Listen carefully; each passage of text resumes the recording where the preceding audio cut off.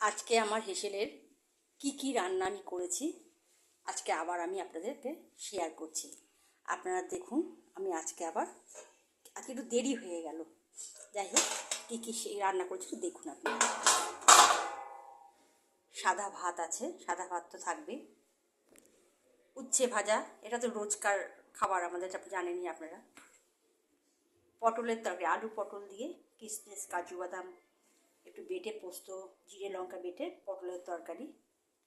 চালতা দিয়ে মটর ডালের টক ডাল, চালতা দিয়ে মটর ডালের টক ডাল, আর রুই মাছের ঝোল, আর টক দই তো থাকছে জানিনি।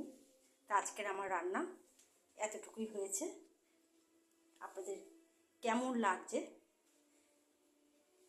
অবশ্যই জানাবেন, ভালো লাগলে। আমি চেষ্টা করি ভালো করে গুছিয়ে করার, জানি না কতটুকু করতে পারছি।